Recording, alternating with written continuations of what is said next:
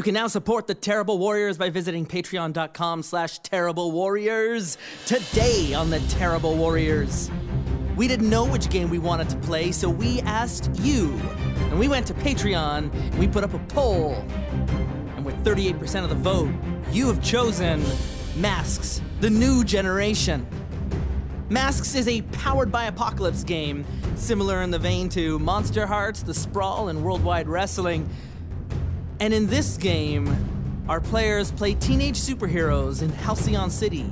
Halcyon City has a history of heroes going back 3 generations, and every hero in town's got an opinion of what kind of hero our players should become. Will they bow to their influence, or will they carve out a future of their own? And what's cool about a Powered by Apocalypse game is in the beginning, in this first episode, we have no idea what game we're about to play. Not the Game Master, not the PC, no one has an idea because we haven't even chosen our characters yet. And so we descend upon the game table, where we meet our terrible warriors as they decide which masks they're going to wear. Welcome to the Terrible Warriors! I'm Justin Ecock, your Game Master for this campaign. So good of you to join me here around this table. It's a snowy day here in Toronto, and since this game comes out 2 days after we recorded it, it might still be snowing. I don't think it's ever going to stop now. But braving the winter weather and traveling through the wastelands, I have gathered 3 players around this table to play a new game we've never tried before, a game that I put up on our Patreon page as a vote for you to choose last month, and with 38% of the vote, you chose Masks, the New Generation, a teen superhero RPG done by, it's written here, Brendan Conway, and I think it's gone through Magpie Press again. Maybe I'm wrong. If I am, I'm going to edit this part out. But it runs on the Powered by Apocalypse system, which we've done before with Monster Hearts and with The Sprawl and with Worldwide Wrestling, the RPG, and now we're back at it with Masks. But like every Powered by Apocalypse game, they've got a slightly different change in the rules. We'll get all to that in a second. But first, my players around the table who are joining me today, starting at my right, your left. Orie Falconer, how's it going, everybody? Hi, Orie. Thank you for being here. Thank you for making me get out into the snow today. It's great. Happy Sunday. Thank you. Yep. Is that what day it is? Yeah, it is now. Days have no meaning. They don't. Not for me anymore. And your counterpart from Dogs in the Vineyard joining us for a second game. Hi, I'm Jenn Walker. Hi, Jenn. Thanks for answering the call when I was looking for an extra player. So you saved this game. I had a lot of fun last time, so I'm excited to play another game with you guys. Yes, one of us. And returning from hiatus, back on the show once again. It's so good to see you. Yeah, thank you so much. This is Erika, Szabo. I am so happy to be back. It has been a really long hiatus. Yeah. This is going to be a really cool one, though. So today, you're all going to be playing teen superheroes in the city of Halcyon. There's a few rules that, unlike other Powered by Apocalypse games, it's not entirely generated from scratch, like with The Sprawl or with Monster Hearts. There are a few things that are the same every time you play Masks. The city of Halcyon has been around forever. It's like a New York kind of place, except starting in the 1940s, superheroes appeared over the skies and started fighting villains, and they were known as the Golden Generation. And they fought for a few decades. They fought through the war. They fought through the Depression. They mostly fought the mob. They were extraordinary people with extraordinary abilities who, in looking back, may have had a more simpler time at it. In the 60s and 70s, a new wave of heroes showed up in Halcyon City as the reputation of the city continued to grow. And it was characters like Silver Streak who arrived, who were from other worlds and other dimensions, time travelers.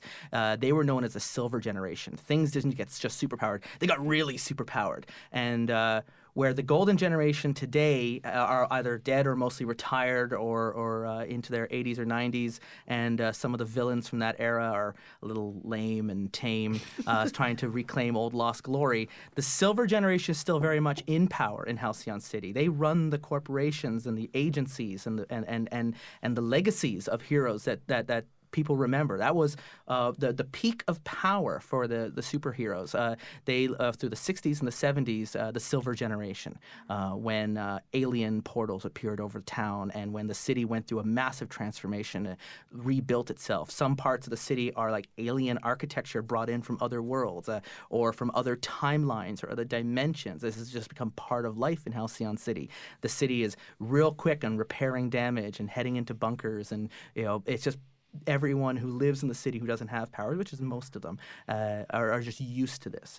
Silver Generation changed all of that. And in the 80s and the 90s, the generation that came after them had to find where their place was in this world, because the Silver Generation wasn't going to be giving up power anytime soon. And they liked the way things were. They liked what they had done for the city and what they had done for the world. But the Bronze Generation felt the Silver Generation in their quest to stop alien invasions and time travelers and interdimensional threats had forgotten a lot of the social causes in the city and the damage that had been caused and the collateral damage that they had been causing.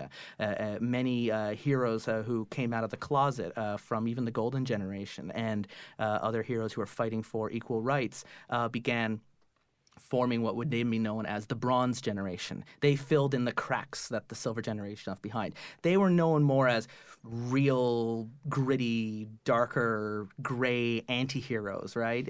And they started filling in a new moral, mushy area that the Silver Generation was all about good and evil. The Bronze Generation is all about that doesn't really matter anymore. You are someone between the ages of 16 and 20, born in the generation after the Bronze Generation. You've been born in this millennium, and you are unsure of what your generation's role will be in Halcyon City. No one really knows what this new generation is going to be, what stamp they will leave. And every generation before you has an idea of what kind of generation you should become. They all have ideas of the type of heroes you should perform as and the type of missions you should go against and the type of villains who are going to fight you. Everyone is pushing you and influencing you to be what they think you should be. But you're the only ones who can decide that. And that's the core of this story. The three of you are young heroes in Halcyon City, a city that knows superheroes, is used to superheroes, accepts them as a way of life. And you are part of a team, because in everything that's happened in the last 100 years, superhero teams are a necessity now. You can't really make it in this city on your own until you've really been out there for a while. So the other rule of this game is you are part of a team, and you all want to be a part of this team. So however the conflicts work between people, certain of the characters we're going to meet are anti-hero-ish, which is fine. They can be anti-establishment, but they still found a place in this team that they are fighting for and that they want. So we're all working towards that, because if you don't want to be part of the team, that's fine. Your character retires, you make a new character. That's kind of what happens if you break the team. So with that said, that was a bit of an intro to the world to set it up. We have 10 character masks that we can choose from. Each of you are going to pick one, and none of them are going to be the same. I'll pick one to read, and then we'll each go around, and each of you will read one of them 3 times. What I would like on the front of the pamphlets are just a little description of the character, and you can even give a thought, anything you want to add about what this character you think they would be like, and then we'll go to the next one. If you can, we can get along with this to read that description at the top of the pamphlet in your best dramatic voice, because this is all about getting into this world that we're going to be playing as. So the one I picked up is the Transformed.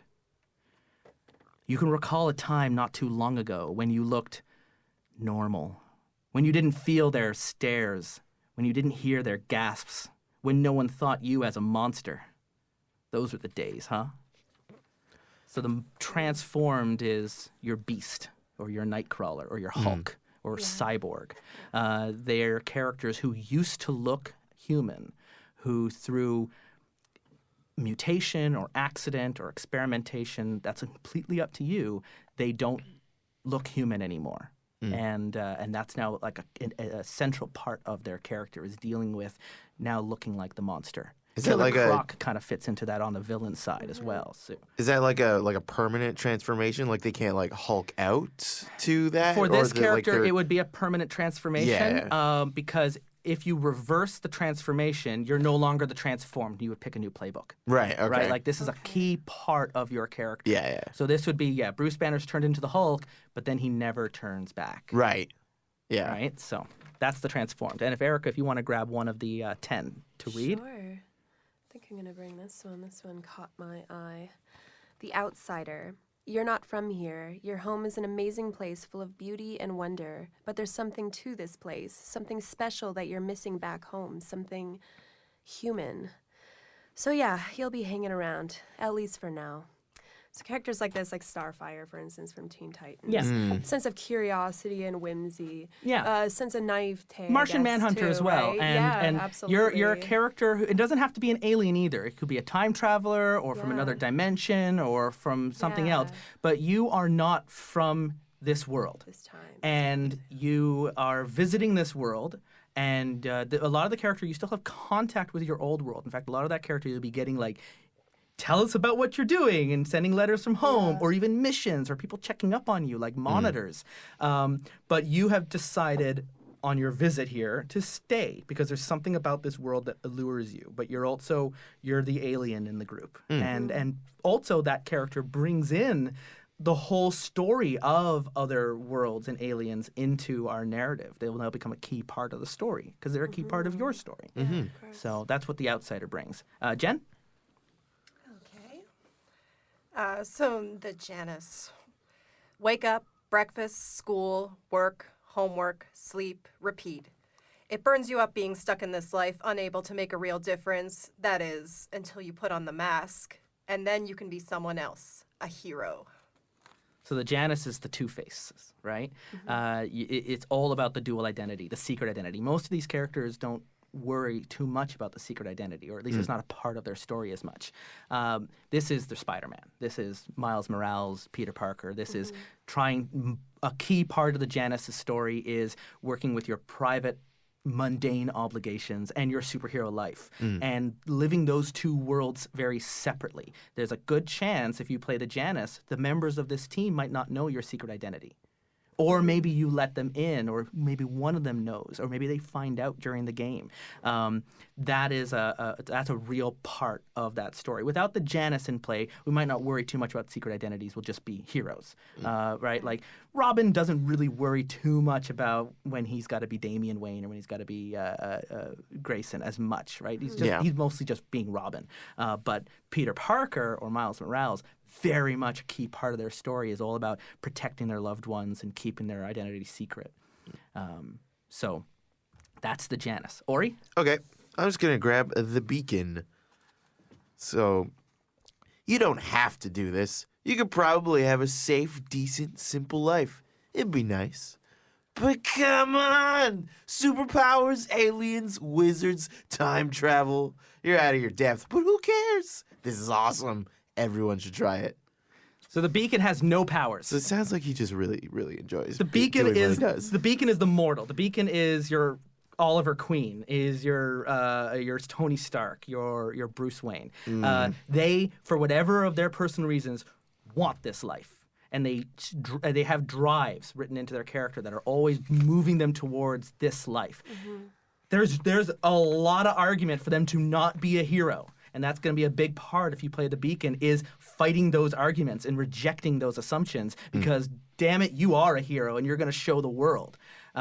But unlike everyone else, you have no powers. You're all about picking up whatever you can on the ground and using it against your enemies. Right. So a lot of the beacon is proving yourself against a mountain of evidence that you should not be anywhere near here. That could be fun, but they actually. love it, right? Like for whatever reason, and you can either do it because like Bruce Wayne you have to, or you want to be more like Tony Stark because you want to. Yeah. So that can be sort of how you play it out. Interesting. On the other side of the beacon, you have the protege. Oh. You proved yourself to an experienced hero. They think you've got what it takes. They've been training you for a while, and now you have to decide, do you want to be them, or will you find your own path? So the protege is all about their relationship with the mentor. And we'll, as we create the character, figure out who that mentor is. But that's your Batman to Robin, right? Or that's your, or Flash or Green Lantern even, where you're being brought into replace someone or to become them now. And a big part of that character is your relationship with that mentor and your mentor's relationship with your teammates, and them always trying to push you to be what they want you to be. You, unlike everyone else in the team, have been training from a very early age to be this person. You're closer to actually what the new Batwoman was, or even or X-23.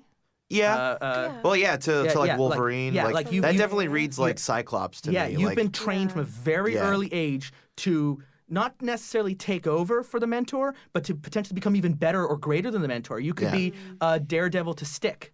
Right, like that kind of relationship as well. Like, arguably, Daredevil is better at what he does than Stick is, but the relationship between them is very much a key part of this character. So, if that interests you, that's the protege. Cool. Erika, we're halfway through. We're just gonna fly through the remaining masks. So I'm gonna pick the doomed here. Something about your powers dooms you. It's just a matter of time before your doom comes for you.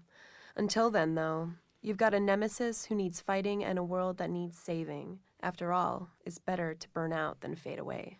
So obviously bringing in the doom kind of lowers the color saturation. I'm just picturing like the Batman Beyond intro where it's just like it's just like greed, apathy. Actually, like this new metal in Batman the Beyond background. Protege. That's another perfect example. Oh yeah, that's true. Totally. Yeah, Terry. Absolutely. With Terry McGinnis. Yep. And that's actually mentioned in the rule book. Terry's mentioned as an influence. But yeah, the doomed.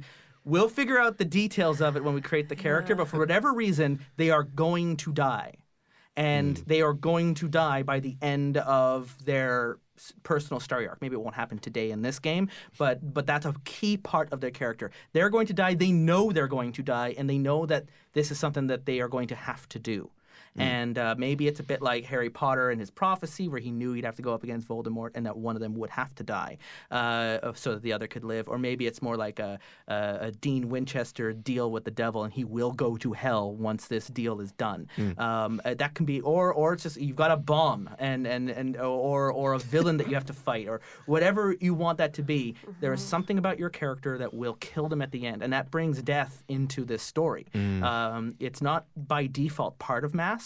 But this becomes like there is something tragic or cursed or terminal about your character that becomes a key part of your story. And then that drives me when I'm running the game to push you towards using your powers that bring you closer to that doom, while also reminding you of the world that you will eventually be leaving behind and toying with those strings.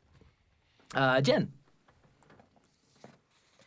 The legacy. You're the latest in a storied, heroic lineage, a family that shares a name and a cause. Now everybody is watching, waiting to see if you've got what it takes to uphold that tradition. No pressure, right? I love this character. This is the one I would pick if I was playing. The legacy is you come from either a line of heroes or a family of heroes or something about it. There's a tradition behind you. This is the Green Lantern Corps. This is becoming the next Flash. This is becoming the next Superman. This is you have been, not like the protege, trained for it. You have been born for it. You have been chosen. And you have all these people, this family behind you. Maybe it's the Lantern Corps family, or it's an actual bloodline. But for whatever reason, they are grooming you to become the heir. You are the heir apparent. You are the next in line. You are going to be the legacy. And there's a lot of pressure and a lot of influence to be Superman or to be a Green Lantern. And whether you want it or not, right, where the protege is very much choose that and has chosen to follow this mentor and become the student, the legacy was born into this. You don't get to choose whether or not you're from Krypton. Now you are, and you've got all this birthright responsibility to you. And that maybe it's because I've been watching a lot of The Crown on Netflix, where Queen Elizabeth did not want to be the queen, but because her uncle abdicated and her dad became king, she got pushed into this completely very public and invisible life she never wanted, and yet she had to suck it up and be the person that the Commonwealth and the country needed her to be. And that's sort of at the core of the legacy is, will you reject all of that and in an attempt reject the playbook, or will you become what you have to become? It's a really interesting character. There's a lot to it. Was that what you read, Jenn? Or was that Erika? Erika read the Legacy. So Yeah. Jen, pick one more. No, I just. Oh, you read the Read Legacy. Legacy, Okay. yeah. So I'll do one. Yes. I'll pick the bull. You're big, strong, and tough. You know what fighting really is, and you're good at it. Sure, you have a soft side, too. But you only show that to the people you care about most. Everyone else, they can eat your fist. So that sounds like the thing. Really impulsive Someone, character. yeah, just like, You're it's all clobbering feelings. time. Yeah. Like, that's... Yeah. The bull also, like, the bull will always at any time have a love and a rival. Now, the love might not be a romantic love. It could be a close friend or a family member, but you always have these two warring entities that are a part of your psyche, and you can change who they are as you go through the game. But you always have a love, and you always have a rival. And maybe your rival is your romantic interest, and your love is your villain. That's up to you, right? But it's That's all a about good Linkin Park song you're it's on the way. all here. I about know, right? passion. The bull is all about passion. The bull is strong. The bull is my hate. the bull is strong, very strong, but is also it's all about their heart. The heart of the bull as well. Yeah. It's all if you want to bring the bull into the game, you're also bringing in a lot of melodrama that comes in with that character. So the Nova is what I'll read here for you. You're a font of power. Channel it, and you can remake the world into exactly what you want. Unleash it, you can do miracles. It's wonderful and terrifying. Lose control even for a second, and other people get hurt. So that's your Scarlet Witch, or your right. You have the Nova is all about that Silver Age style of overpower, but with that comes like you can lose control of these powers quite often, especially with a miss or a near hit. And when that happens, your powers can go haywire and people die or people get hurt or things even worse. So if you want to play the Nova, you're bringing in a lot of superpower into this game, like even more than like this is Superman level power, but in a teenager's body who doesn't know how to control all that strength yet. And you can decide what powers they are, but the Nova is all about powers and fireworks and strength, but also then dealing with the repercussions if you can't control those powers. So they live in the moment. They live in the present. They can't worry too much about the future because they have to keep control at every moment now. Just, again, like if you're thinking Scarlet Witch and the way she was handling herself during Civil War when they were out on the missions in the movies. And there's a few other characters I can't remember their names, but you can think of like... Well, like Superman too, Yeah. like the whole like I'm in a world made of cardboard sort of thing. Like he has to like constantly be keeping himself in check and like pulling Yeah. his punches, Jean or else Grey. he might just straight up murder Jean someone. Grey fits into the Nova category as well because if she loses control, Yeah. she could become Phoenix or the Phoenix Force. It plays into the Nova storyline as well. Maybe your source of your power is a place we can go down to. Where do your powers come from? Is it a Phoenix Force kind of thing where it's coming from an insidious entity that is channeling itself through you, and you can, I'll use this for good, but it doesn't want to use you for good, right? Like that's a big part of the Nova as well, is fighting against your own powers to use them to be a superhero and not a super weapon. We think we have one more. Yes, we do. Who wants to read that? I will read that. Go for it. So, the delinquent. You've got these cool powers, but everyone keeps telling you how to use them. You know what they need? Someone to give them trouble, to make sure they don't always get their way. And hey, you're the perfect hero to do it. So the delinquent is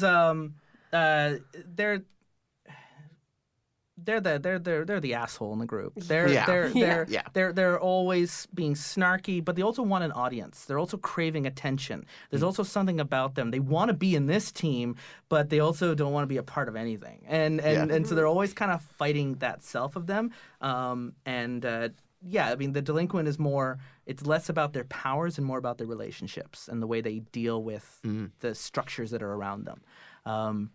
They have a. The delinquent was the hardest one for me to wrap my head around, but they have Kid Loki, Chase Stein, Arsenal, Stryker. Those are all characters that are inspirations for the delinquent. Yeah, okay. The delinquent works best by sticking close to teammates one way or the other as much as possible. Whether you're giving them grief, getting to know them better, or revealing your true self, your story is ultimately about how you relate to your closest compatriots. You're the companion, the helper, the provocateur. You make other characters' lives interesting with your presence. That's what the delinquent's all about. So, in the order of arrival today, Jenn arrived first. Which of these masks would you like to play? Oh dear. Or would you like to wait to see what everyone else chooses? Yeah. Jen has go with that. passed. Erika arrived after Jenn. What mask interests you the most? The outsider. Yeah. All right, we got an alien in the mix. Nice. And Orie. We have an outsider in our team. What character would you like to play? Do you want to see these other ones that are around the table? Let me see here. They all sound so fantastical. And, If you want to be a human who turned into a dinosaur, that would be the Transformer. Oh, You it's joking true, about that actually. earlier. Yeah, it's a good one. Yeah, I'll go with Transformed. The only reason I was looking at the Doomed is so I could make My Chemical Romance jokes the whole time. Okay. But this seems more useful. Boy. Yeah. Well, they're all useful. They every single one of them. And finally, At least Jenn. in this character, I can actually be crawling in We my have skin. an outsider and we have a transformed. So we have two characters in a team that are very non-human looking. So which kind of mask would you like to pick? I think I'm gonna go with the delinquent. You are going to go with the delinquent. Nice. All right, This is interesting. gonna be a great combo. Honestly, out Like, of these whatever, 10, man. Ugh. I have no idea how I'm going to play this game now because none of you are playing any of the characters I was going to use for the arc. So, so give me back the skins you're not using. Okay. Thank you. And I'll give you here the papers on your character. Jenn, that's you for your delinquent. You can read that in a moment when other people are getting ready. And we have no one played the Janus or the Legacy. God damn it. I was in the middle of okay, the Outsider. Here you go. Thank you. And or the Protege. I really wanted that mentor in the group. I guess you're just going to have to write that fan fiction separately. Yeah. And this is the Transform. It's actually on two separate papers, Orie. Sorry about that. Oh, that's all right. So there you go. So Oh, I see. what we need to do now is work through creating your characters. We have we each pick the playbook. We each then have questions during the process where we keep talking about your characters. In here, you have your 5 labels: danger, freak, savior, superior, and mundane. I think they all just say add +1 to whatever you choose. Where the highlighted colors are on your sheet, those are your starting stats. Oh, okay. But they're constantly going to shift up and down. So that's why you got the pencils for. You're going to be circling whichever is active at the time. Stats will never go above +3. They'll never go below -2. What you can do now is choose one of your 5 to add you can +1 to any of those 5 that you have and increase it. Danger, the thing about labels is these are how the world sees you and how you see yourself in the world. So danger is all about your power ability, but obviously your threat, your ability to do damage and harm.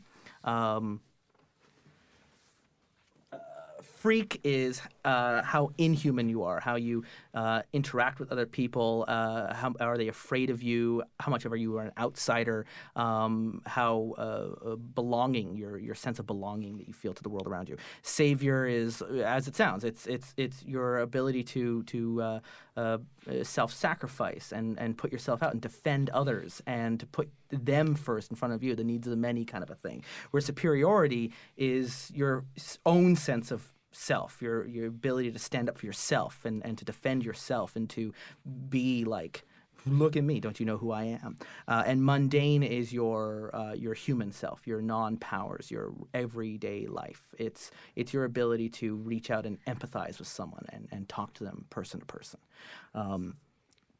Different moves use different labels. We're all playing this for the first time, so don't overthink it. Just when you're adding your plus stat, just pick which one that fits to the character that you have forming in your head. And then one at a time, I'm going to go around. I'm going to interview you to figure out which character you are, your name, and your backstory, and making sure I'm doing this in the correct order. I need each of you first. I think it's here on the front of your booklet. You can write down your hero name and your real name if they're different. Have a look at what your looks are and circle one on each line to kind of figure out how your character is. And if none of those fit, you can write in your own, but these are sort of help guide you down the direction of your playbook. And then your abilities. You don't just get to choose any power. You get to choose mostly any power, but the abilities are tailored for your style of playbook. And if you have superpowers, this is just what this one says. It'll say sort of what kind of powers you have, and then if you have to choose any, mark off the boxes that you have to choose. Okay, so go ahead and do that now. Orie, introduce me to your transformed. Okay. So, originally, I was just a high school student named Jordan Park. Jordan Park? Jordan Park. So I'm basically just going through my whole backstory and everything? Not a whole, because we got questions we got to answer first. Okay. But I just want to know your name, how you look, the abilities you have. And then we're going to open up the book and we're going to go through it. Okay, cool. So yeah, my real name's Jordan Park, but my hero name is Brontosaur. So like Sore, S-O-R-E. Okay. So I'm like a horrible man brontosaurus monster. Okay. So my abilities are inhuman might and an affinity for plants. Or a plant affinity, like however you want to describe that. That's just one of the check boxes because brontosaurs are herbivores. Yeah, actually, what did you actually check? I checked plant affinity. It actually says plant affinity? Yeah. Oh, interesting. I think that's like poison ivy, in the way like the way she changed. Yeah. Too, so Yeah. So I'm gonna also have like some degree of control over plants because brontosaurs are herbivores. Okay, interesting. And but the thing is, you're also the transformed is also about like being like this creature now. Yeah, and being I'm a real horrible insecure about all monstrosity. this. Yeah. Yeah, it sucks. I'm a brontosaur. But you're not. You're like a brontosaur. So I'm that's like half human looking. Human, like imagine like a halfway Cronenberg. Yeah. Like I'm on the way to becoming a brontosaur. You're like really, really slowly transformed. Yeah, and it doesn't look good. No. It sucks. Inside with your labels, which label would you like to give a +1 to? And does it say +1 at the top for you? Yes, it does. Yeah. Yeah, I gave a +1 to mundane. To mundane? To put it at 0 because brontosaur. Okay. It's pretty mundane. Dinosaur. Well, it'd be freak actually, but and then here for your backstory. Well, my freak is at +3 already. Like it starts really high. It starts at 3. Because I'm a freak. Yeah, it can't go higher than 3. Yeah. Yeah. Okay. There's no point. What's the first question in your backstory? It's just when did you change? What caused it? So was I supposed to one at a time? just circle those? I'm interviewing you now. You're not. Yes. You're not circling. You're answering all of them. Yeah. Yeah. Yeah. So tell me what the question is, and then what the answer so is. who was I before? I was Jordan Park. I was a high school student. Had an interest in like paleo science. What happened was we were on this field trip to the museum. There was which museum? Is the Museum of Dino Natural History and stuff. Natural History, yeah. I don't know if there's a specific name for that in Halcyon City. No, it was just the Museum of Natural History. Yeah, It'd be okay. fine. Yeah. We were attacked by a villain by the name of Nucleopatra. Nucleopatra? Yes. She had some plot of resurrecting the dinosaur bones as like these. She's just like this Egyptian themed like Egyptian biohazard? Biohazard themed, yes. Okay, so like she has crazy like Nucleopatra. Cleopatra in like a hazmat suit. Yes. Okay. Yes. She has you're getting hung up on the names. No, It's I'm not. just I'm writing these characters down to become now like key components of our narrative. Yeah. Nucleopatra. It's pretty good, right? Yep. I thought it was pretty good. I like it. Yeah. So she What is she trying to do? she was trying to use her Resurrect like the dinosaurs? nuclear powers to resurrect the dinosaurs. as her minions. And what happened was, like, one of her blasts, like, knocked me into... So she's like a necromancer more. She's more like Neclopatra. I guess if you yeah. want to, like... Yeah, why I'm don't just you writing down- write it, Justin? No, I'm just writing down Resurrect the Past. That's fine. Yeah. But, yeah, so I got knocked into, like, the bone skeleton. She sounds like she would be one of the Golden Age villains too, though. Yeah, from because way that's back. such a like pretty, silver she's gold lame. age. She's kind of lame. Yeah, she's like Yeah. Adam West villains. Here. Yes, Yeah, exactly. yeah. Yeah, imagine that sort of scene playing out in a museum, and then like the brontosaurus bones. Yeah, Like she doesn't so much collapse on top of me. resurrect the bones as she has like this time ray Yeah. where she hits the bones and then like reverses back 40 million years Yeah. and tries to bring them back to life. And she has all these all these like henchmen that just have their names in like clear font on their shirt. Yeah. Yeah, Unleash henchmen. yeah. So yeah, super lame.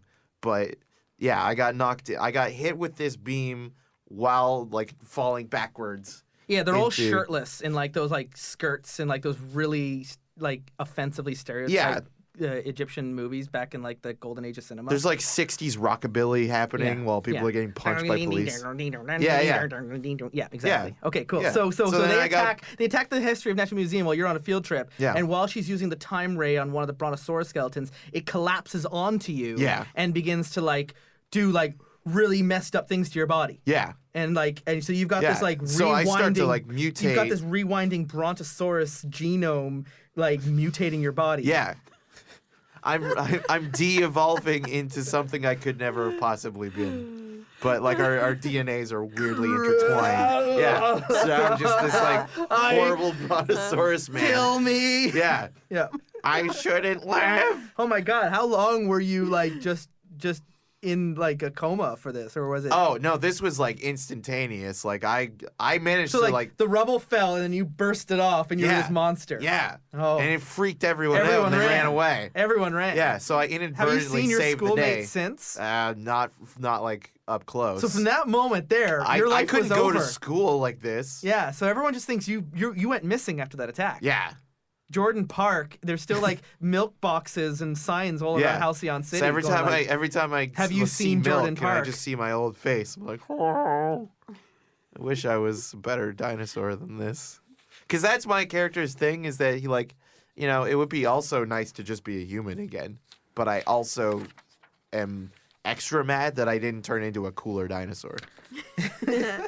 Like, I could have been like a pteranodon and called Okay. myself Pterodon. So who outside of this team, Yeah. so not a PC, is helping you now to understand your new body? This doctor, this doctor. If you don't have any names, I've got our Patreon name okay. back that I can yes. top from. Oh, please do. So Dr. Baumgartner. Sure. Yeah. Baumgartner? Yeah. Yes. Okay. Yeah. It's like this, a therapist doctor, like kind of helped me like come to terms with what I'm becoming, and like that's He's like an anthrotherapist. Yes. Yes. It's like the He's a one person that reached out to me. Well, the thing is, Halcyon City has had its fair share of time travelers, aliens, Yeah. mutants, monsters. So there's like this whole like specialized realm of like super meta human psychology. Yeah. So he's a meta human therapist. Yeah. Right. Yeah. And It's kind of like what's his name? do you think there's like a universal Savage for the healthcare Hulk. program for people that are affected by accidents in Halcyon City like this? Oh, there must be. Right, like a whole like sub medical community that Yeah. like they're funded by Aegis, which is an acronym, and they're like the Shields group in this. Okay. They're the law enforcement group that keeps track. Everyone at this table has a file at Aegis. The minute you have a superpower or a meta-human event, you get a file. And that part of that file is you got flagged, someone knocked on the door and said, you have a doctor's appointment with Dr. Baumgartner. If that's okay if I just kind of hijack that? Is that all right? Yeah. No, that works. That's totally Meta good. therapist. Cool. So you see Dr. Baumgartner and he's helping you to understand your new body. Why don't you just try to hide yourself away? How Why could I? Why are you being a superhero? Well, like I might as well be doing, like, I do have like a sense of justice. I would like this kind of accident not to happen to someone else. Like I don't want people like I was interested in paleoscience. Like that was an affront to everything I stood for and believed in. Yeah. So like I want to be able to protect museums like that. Okay. I want to be able to make sure that no dinosaur exhibit ever goes can ever very be disturbed specific. Yeah, there we ever go. again. Excellent. Okay. Why do you now? I know we haven't met the rest of the members of the team, so you can hold off on it. But I do want to know, why do you care about the team? Why are you part of a team? Well, because I need to be part of a herd. My instincts force me to become part of a herd in order to increase my survivability. Okay. All right. Okay.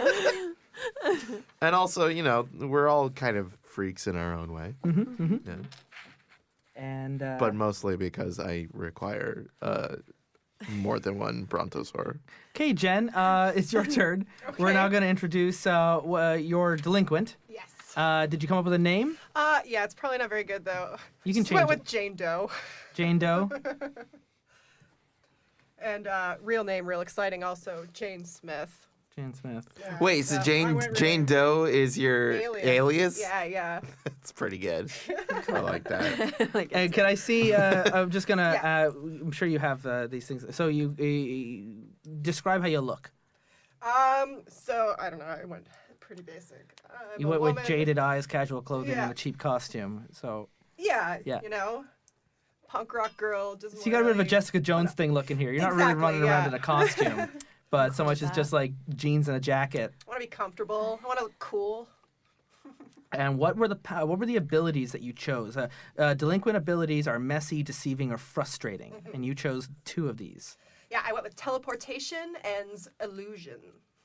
Okay, so teleportations are like tricks and illusions. So yeah, you can create manifestations that other people can see that aren't necessarily there. So you got a lot of mental abilities and teleportation. Are you able to teleport people with you, or is it a very much a personal blink, or do you like run through like a portal that you form?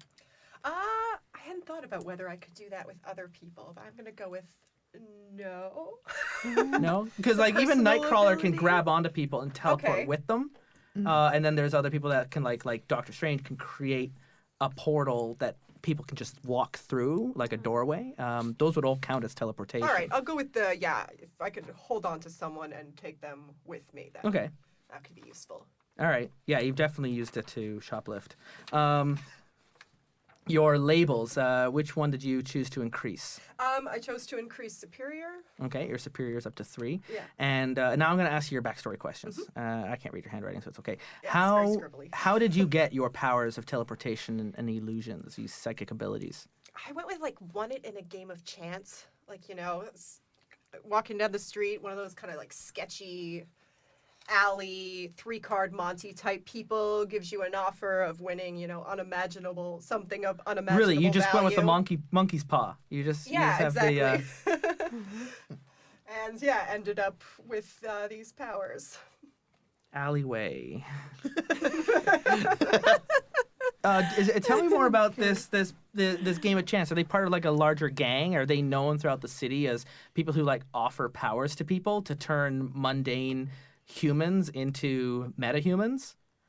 Maybe sort of like a hooded figure type people you might see around. Yeah, you know, I'm are thinking- up to no good. I'm immediately thinking of like Legend of Korra, sort of like a cult group that has this feeling of like people without powers should have powers, and they like trick people into these contracts and then give them injections or something that then create like the Outsiders. They create like these latent abilities that were dormant inside of you. But there's issues of like, did you really consent to this game of chance for these powers since you didn't know which powers you would get? But there's this movement of people that feel like powers for everyone or powers for no one.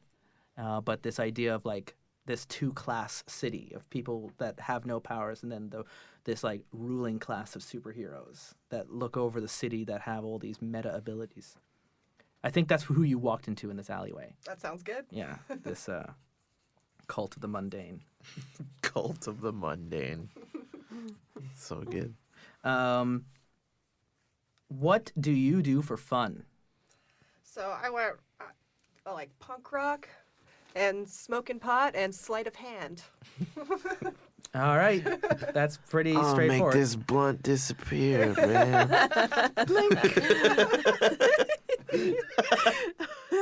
Who Change all outside the the clocks to team? 420.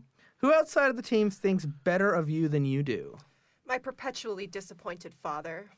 What's his name? Do you want me to just come up with a name here? Yes. We got Jane's. We got Jane Smith, right? So I'm wondering. I don't have any just first name characters here, but I'm gonna just. You have 2 last names. It's like the opposite of Cher. Yeah, whatever. His name's Jonathan. John Smith. John of course. Smith. John Smith, 1882. Yeah, his middle name is Neeson, Jonathan Neeson Smith, and so, John Smith. He thinks better of you than you do. Does he know about your abilities? No. Tried to keep that. Okay, it's not. We're not playing a Janet, so it's not a big part of your story. And Okay. let's just move the mic in front of you, Jen. Oh, sorry. Yeah, there we go. Okay. And he's got this better opinion of the person you could become. Yes. And why do you try to be a hero? Because I have nothing better to do. You've got these abilities, and you might as well make something of it. Yeah. Okay. And why do you care about this team? Because I always felt like a bit of a freak, and being around people who, from another planet or part dinosaur makes me feel more normal. Okay. All right. Like a part of something.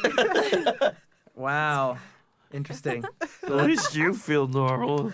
Yeah. She's just hanging out in your team because it makes her feel like I'm not that bad. Yeah, at least I'm not a dinosaur.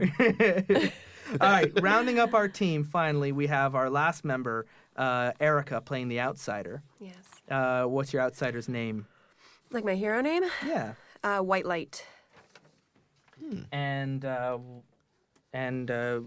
White Light have a real name? Yeah, well, White Light technically has 2 names because on her planet, she is a pop idol. So her pop idol name is Penny Sparkle, but her real name is Chloe, and she only goes under the name Chloe just because her last name's too hard to pronounce on this planet. Yeah, exactly. That's But her it's code name. Chloe. Unpronounceable by human Yes. tongue sci-fi trope. Planet's called Galia, by the way. Galia. Galia. And can I see your playbook? There we go. So you've got neon body, animal eyes, flashy clothing, and your station's costume. What's your station? What's your society, your place in society? My place in society. I guess what are the options? Well, you circled your station's costume. So what's Yeah, your I didn't know station? it. I didn't know what that meant. Your station so. would be like your upper class, middle class, your upper ability class. or your royalty, your position. Well, like I am a duke pop of idol, something. so I mean, I have a pretty high class on my planet, but Okay. I'm trying to get away from that right now. I just want some space. So and you got a lot of privacy. feline things going on here. Cat-like eyes. Cat-like eyes. Wearing a cat suit. Light blue black skin, hair, blue black skin. hair, purple ombre. Yeah. I gotta remember that. You can fly, and you're Yes. pretty tough. And you then chose which 2 abilities? The heliokinesis, so I can generate energy from my hands, hence white light. Yeah. Uh, Channel through solar power. Yep. Yeah, it's solar energy that you're Yes. controlling. Yeah, Yeah. so it's a bit like Um, Superman. You gotta actually get recharge your batteries. Yeah. of course. And What was the other one telepathy there? and mind Yes, blasts. Yes. Mind bullets. Yes. That's telekinesis, Well, Kyle. on our planet, we're very much like empaths. We can actually see people's auras. So we can see colors, different people's auras. Oh, Yeah. interesting. So you have like a striped dark blue aura, and you have like a pink sparkly aura. Yes! I think, yes, just really admire that. So why did you leave Planet Galia? Why did you come to Earth? Because I was just really, really tired of my pop idol life. I thought it was really suffocating after a while. I had a lot of fun with it. And, my parents had made some trips to Earth in the past, but after calamity in the past. So you're like a child star here Yeah. on Galia, and now you're like just you're wanna get having away. you just gotta get away from Just that gotta life. get away, Gotta leave yeah. all those people behind. Nobody wanted me to go because of past calamity that happened on Earth and like I guess like some conflict between both of our planets. But I really wanted to because I was really interested The in planets people. are at peace now. Yes. Yeah. Okay. Yeah, but- And they had like a rough first contact. Yeah, unfortunately. Why do you want to stay on Earth, at least for I now? want to stay because I'm starting to build a sense of understanding and empathy towards human beings here, which is interesting because I didn't think I would, but there's a What- curiosity What's I have. what's interesting about humans that Their auras. Their auras look very different than the auras and the people on my planet. what's it like on Galia? On Galia, they look pretty bland, but here there's so much more color and there's so much more vibrancy. So much There's more- a certain everything's much sense more of homogenous. complexity that I'm really enjoying about. So on all of you Galia, here. everyone's much more like uniform, the same. They all Yeah. live the same culture and the That's same why interests. I'm a pop idol. There is, it's like I'm something so different compared to what the society Yeah. is like. You're actually like there. you're literally for a time the only pop idol on the entire planet Yeah. because they're like one like homogenous culture, whereas Earth is millions of Yeah. subcultures and interests. I just and- want to feel like I belong a little bit more. So even if it means I'm less of a special being like I am on my country, my planet. So your people on Galia though they want you to come home. They want Why me do to they come want you to home. come home? They want me to come home because they are not happy about the past conflicts between both planets, and There's prejudice? There's prejudice, yeah, and there's just a sense of having me at home being like a sense of security and just, I guess a possessiveness Okay. towards someone like me. So. And why do you care about this team? Very similarly as to why you care about the team, actually, is I like how we're all very different, and I feel less different, you know, don't like stand out as much when you're next to a Yeah. human dinosaur. yeah, well, there is that, but there is also, there is prejudice towards people here towards me because of the way I look, but I feel a lot more comfortable in a group like ours because I kind of feel like an outsider, but I feel like we're all I feel like an outsider on my planet. I feel a little bit like an outsider on your planet, but I feel a little bit more at home with each of you. So Okay, We're so all misfits. We are all in a- and in a what's what? way. Yes. If you thought now that we've introduced, is there? Do you guys want a team name? Oh man, we should have a team Ooh. name. We can hold Good off on that idea. until we actually Yeah. let's go through how the team came together. These are a series of questions that are going to be asked in a very particular order. Starting with the outsider, it comes first. Your question, I'll mention all three questions first, and then we'll answer them. For the outsider, we didn't trust each other at first, but that changed. How? Why? We're going to answer that question. Then we totally broke some major rules to win the fight. What rules did we break? Whose rules were they? So also there's a fight that you won, but you had to break a bunch of rules or some rules or a big rule to win that fight. What rule did you break and whose rule was it? And finally, we drew attention and ire from plenty during the fight. One important person in particular now hates and fears us. Who is that person? And it could be any of the people we've already mentioned. We've got John Smith. We've got this cult, the meta-therapist, Nucleopatra, and the citizens of Galia. With an I. And so the first question, as you've all heard it now, why didn't we trust each other at first? And then how did it change? I feel like I would have been somewhat distrustful of pretty much anyone because like I'd just shut people out. So The two of you are both humans and one's a delinquent. Could Jane have been at the high school and the field trip and in the class when you were transformed? Maybe we knew each other already. Yeah. You had already gotten your powers a little bit earlier, and you'd been playing tricks around the high school. But maybe it was the transformation of, I don't know if you two were friends or if you even knew each other, but a classmate that you knew being transformed into this monster might have been what pushed you into this new life. Maybe? Sounds good. Yeah. Weren't Oh. friends before, but once we were both weirdos and ostracized Yeah. needed to form a bond. Well, if you were like hiding your powers already, and then like you saw like this horrible thing happen to your friend, like that You might can't- you'd be can't able to hide like from. relate to them immediately. So yeah, I like that actually. Okay, cool. So you didn't trust each other at first, because you didn't have powers. You hadn't Like we transformed. might have been like part of like different social circles. Like maybe we were like just not in like that same kind of clique. But knew who each other were to pass in the hallways, Yeah. but never really hung out. yeah. Now, Halcyon City is used to seeing aliens, so like an outsider coming to high school wouldn't be insane either. So is there a part maybe all three of you do go to the same school? We could. I could have been a transfer student. Oh, nice.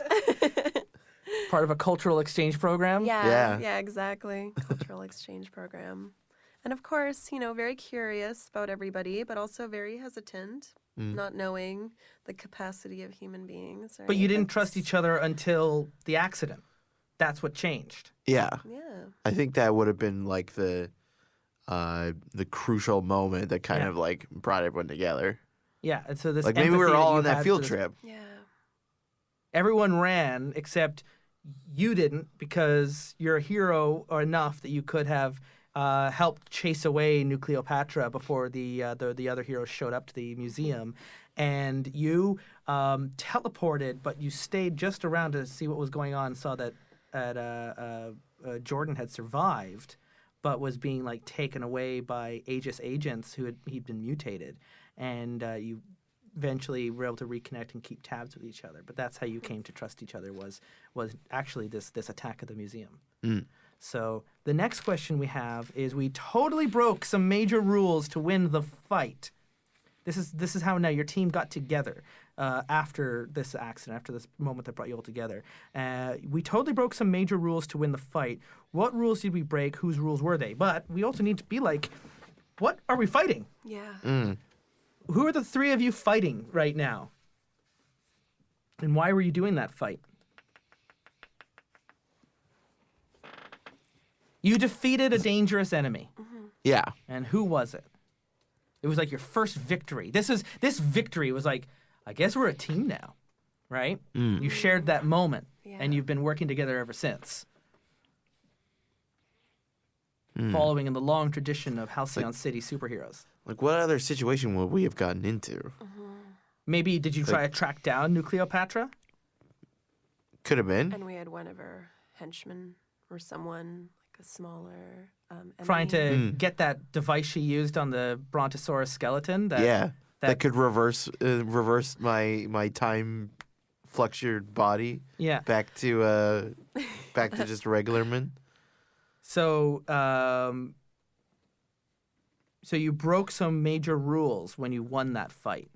What were some of those major rules that you broke? Well, if it's a town where there's been a lot of generations of superheroes, the previous generations of superheroes maybe had set out some kind of conduct rules other heroes are supposed to follow, or maybe like even jurisdictions or something. Heroes are supposed to stay in certain territories. And Oh, is there like a Sure, sure. registration? Are you Outside of supposed to that, register yeah. yourselves as a team in this city? Yeah, totally. I wasn't gonna have anything like that, but is there supposed to be like a superhero team registration? It could be like that, or it could just be you're more like on an you know, unregistered mission. this area, this part of town is like for lack of a better word, like this is like Batman's turf or whatever. Like you don't go into Oh, his some territory. other Like they superhero like or some Okay. other vigilante's some turf. other heroes So like who's- really Great. So you broke someone's turf rules. Like Yeah. this is my territory. This is my patrol zone. Yeah. What hero? I've got a hero name I've already written down. Shadowhawk. Ooh. So Shadowhawk's territory. Yeah. And he's a hero, but he's going to be an antagonist in this story, even though he's a hero. You violated his, like, he's got strict patrol rules. He's got his own proteges that he looks after, other young heroes. He himself is a Silver Age or Silver Generation hero. He runs a bit of an industrial complex of heroes and rules, and you went into his burrow Yeah. in Halcyon City to chase down New Cleopatra. Yeah. But it And- wasn't our fault. Like, they ran there. Like, we were doing what heroes are supposed to do. But when you crossed into his territory and the ships, the drones that showed up to like alert the heroes that assistance is on the way to back off and disengaged, you ignored them and you Yeah. continued Of course. through. Well, we Yeah. were there and we were able to fight. Yeah. So why not take responsibility of this instead of more calamity happening? Yeah, Which it was then- our We're not just fight. gonna Like, wait and suck our thumbs. Like, come on. Yeah. So then that leads into you drew attention and ire from plenty during this fight. One important person in particular now hates and fears you. Who is it? Let's not make that Probably- Shadowhawk because you oh, broke his okay. rules, and he's like keeping an eye on you. He doesn't hate and fear you. He just is pissed off. But let's introduce someone else into this world who. When you drew a lot of attention from the fight, maybe are we gonna throw this your dad into this mix? Maybe this whole thing got caught on the news, That's how he discovered and he's all like, superhero powers. "Really? You're gonna I'm hang afraid. out with freaks like that? You're gonna get yourself into trouble? You're gonna get yourself into danger? You're gonna get yourself into fights? You should be going to school." And so he's afraid of this alien and Dino Man that you're now teaming up with into a world of heroes that he doesn't want you to have any part of. He wants you to just be a regular human. Let the heroes do the hero stuff. All right. So is that the attention then? This whole thing got caught. This big fight against New Cleopatra, and which resulted, by the way, in the time gun being destroyed and being smashed apart. And she's going, "No, my plans to resurrect the past!" and she took off on her like hazmat jetpack, and her henchman ran off, and the ruined remains of the broken cylinder. It's of now this just gun. like Damn it! holding my head down in shame with like my extended neck. Well, all these Just like like news cameras and everything, helicopter shots for filming it, and, Yeah. like the telekinetic blast, let out the a terrible illusions. roar. You just have like a lot of smashy, the thing kind of powers, right? You're not like Well, I also shooting have plant fireballs. abilities. okay. I have a weird connection to plants. Yeah, but the real like flashy Kirby style of superpowers are coming from white light. Yeah. Like you're the one who's actually shooting like these telekinetic blasts and beams of light from your hands and stuff. So, yeah, there is this whole like, can we really trust these alien outsiders in our town when they can't respect the different codes of the heroes that have set up to keep our town organized and safe? Do these kids these days don't respect rules? They don't respect boundaries and the way of things. So. It's that- just in one ear and out the other with these kids. So that sets up a couple of characters, and I'm going to write that down here. Keep Jane safe. It's very. And that brings us now to the final stage of character creation. Yeah. We're almost here. The last step is your relationships. Each of you has a sentence or two sentences with a blank in them. I want you to read out that sentence and fill in that blank. The relationship can be with a player or with any of the NPCs we've mentioned up to this point. So, like, I have here for the beacon, blank is awesome, and you take every chance to get to hang out with them, right? So, what does it say there for you, Orie? Blank comforted you when you were at your lowest. So who comforted you when you were at your lowest? Do you want it to be the delinquent? Probably the delinquent, yeah. I right, think that so- makes sense. Give the delinquent, mark down, I don't know if there's any place for it here. Where's influences? Just somewhere off to the side, because I was supposed to have tokens for each of the characters, but you have influence over Brontosaur. And all that means is bonuses on rolls, and your ability, the words you say to him can affect his labels, can shift them up and down depending on how you do. Like your opinion matters, whether he wants to accept it or not. The influence is there. So you've given that. What's the other line there? For me? Yeah. Blank knew you before you changed. So that also kind of fits the delinquent. Blank knew you before you changed? Yeah. Yeah, that fits the delinquent, but do we want to put someone else in that knew you before you changed? Is there any other character we've mentioned? Any of the villains or another character you'd like to bring in? Someone that maybe you don't have contact with them anymore, but they knew who you were before your accident. Yeah.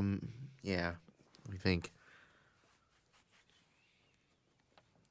And didn't expand my backstory that much, so I don't actually know who would be a good character to bring in. Well, that's what this question's to do, is to expand that backstory. Who would be an interesting person to... So is that going to give me influence over that person, or is... No, we're not. I only gave influence in that because of the vulnerability that was shared. It was just me making a judgment call. Yeah. But this is just to help build up relationships between characters and for me to ultimately make these moves here with hooks to help me decide how I'm going to build the narrative. Crud.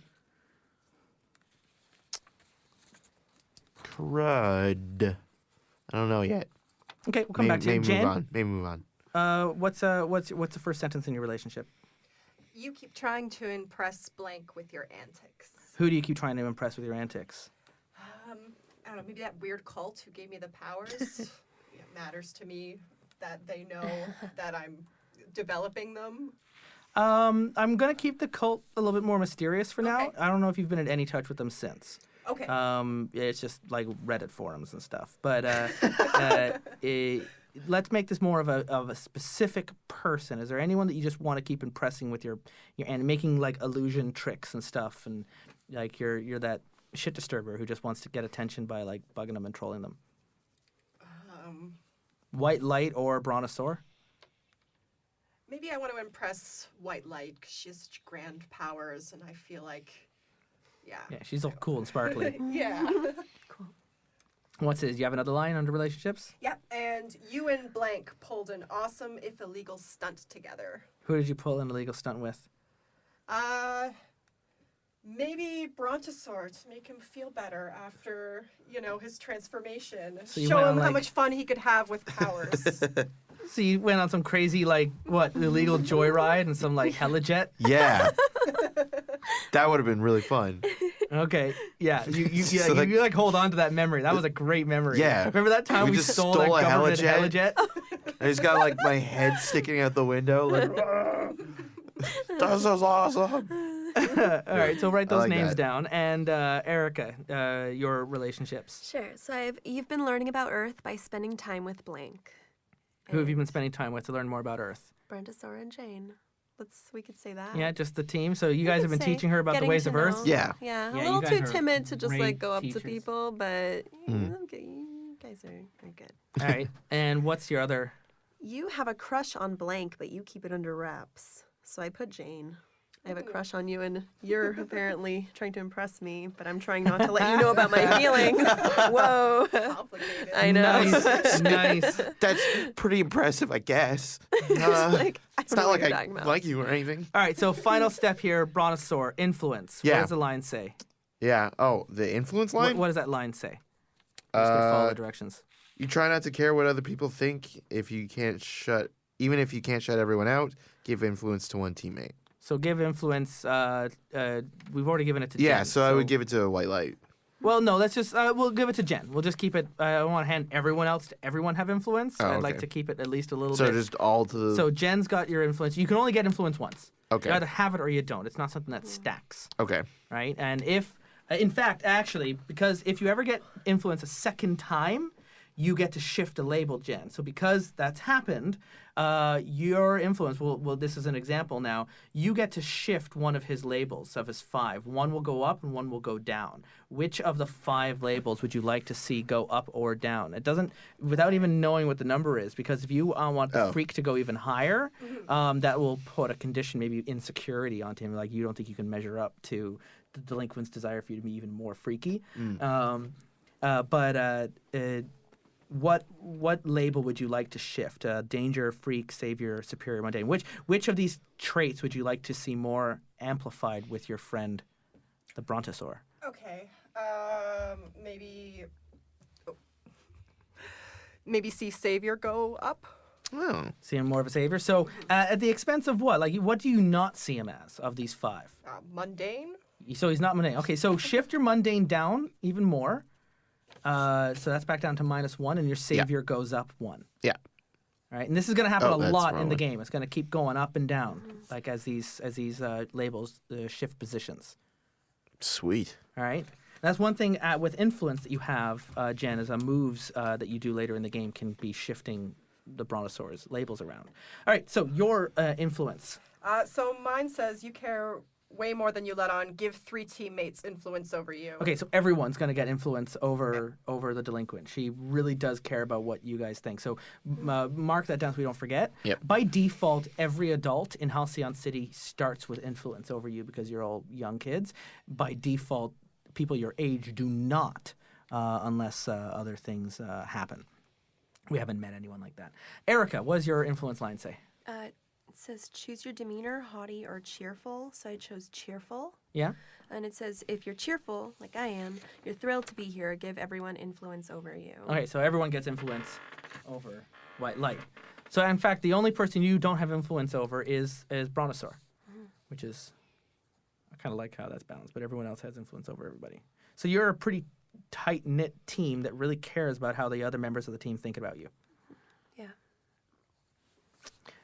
Your last relationship question, what was it, Orie? I was blank knew you before you changed. So who knew you before you changed? What about her dad? Okay.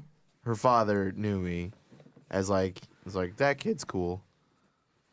Until he freaked out and turned into a dinosaur. Yeah. And now it's like you should really not be hanging out with that guy.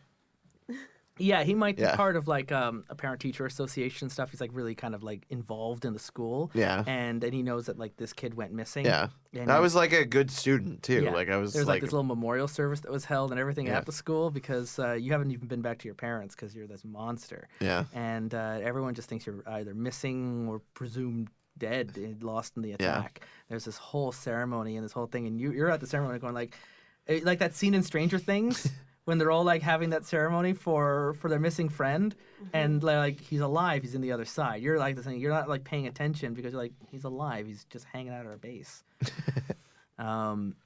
So we haven't described the base. We can get to all of that, fill in those blanks as we go. What I want to do here is. That's pretty much the hour of the show, but I do want to end with a scene where we can play out the moves. So we arrive in Halcyon City now. This has been some time after your team has been formed, and I'm going to put a penny up here. Is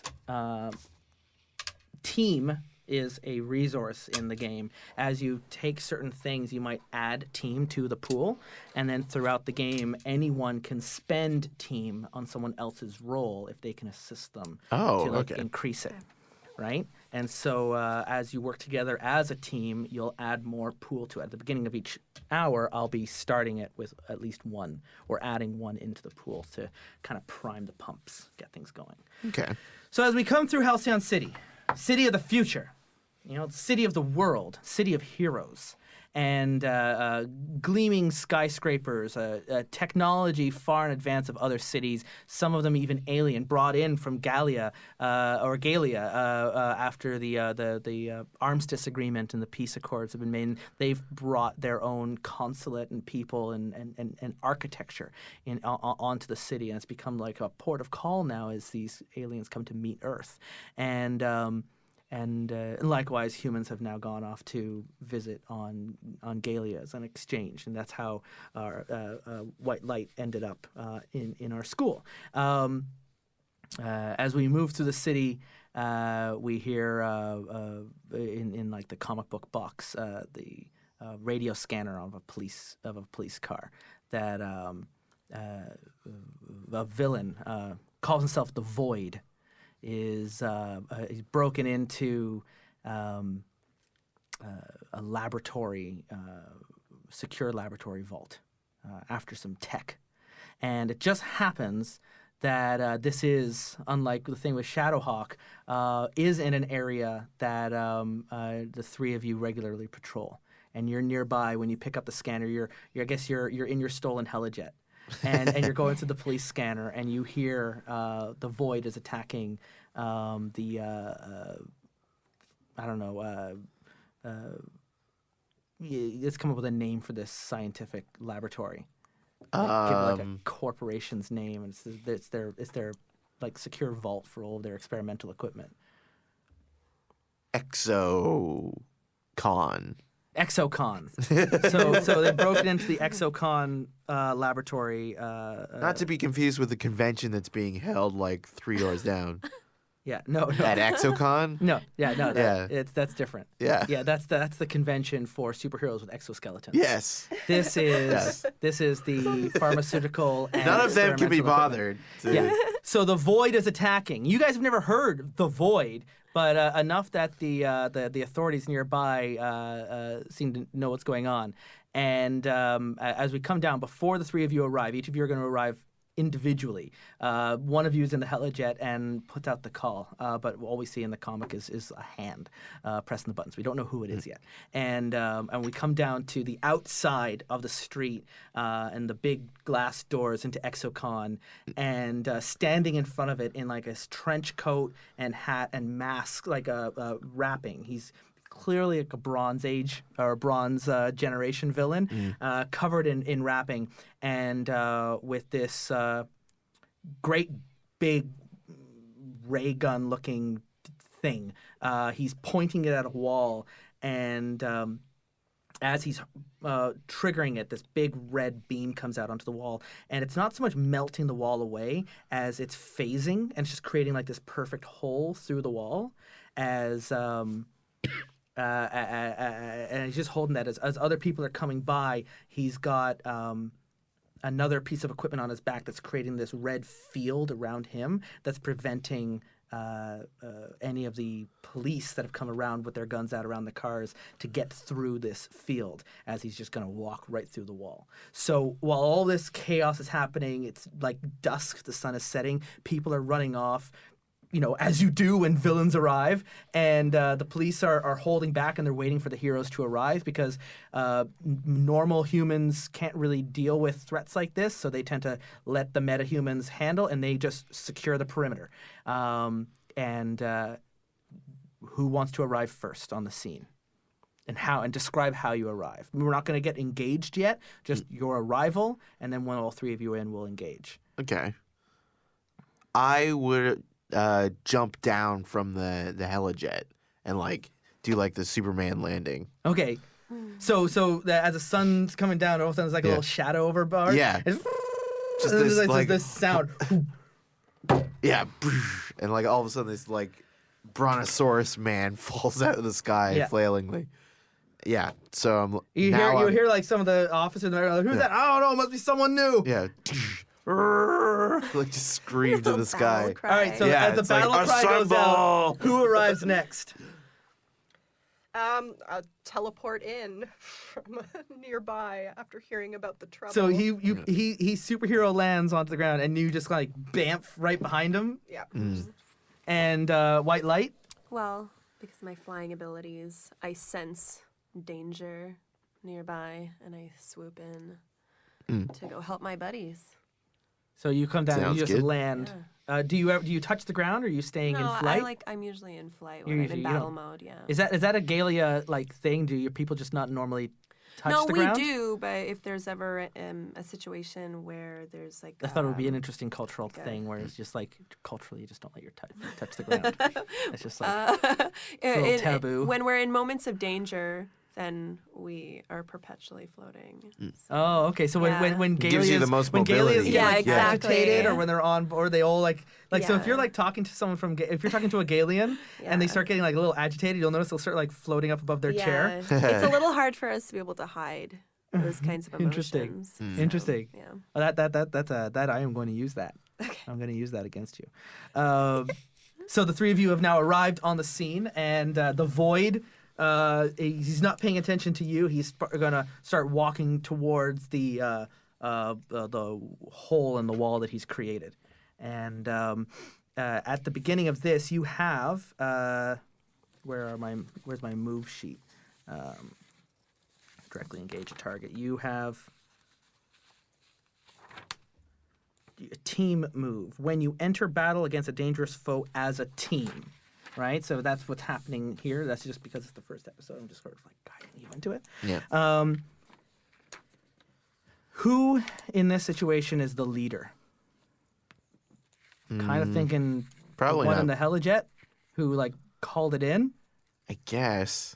I don't really feel like I would be the leader of the team. You guys but- all have to decide who's the leader of this team. I think you're all looking at Orie.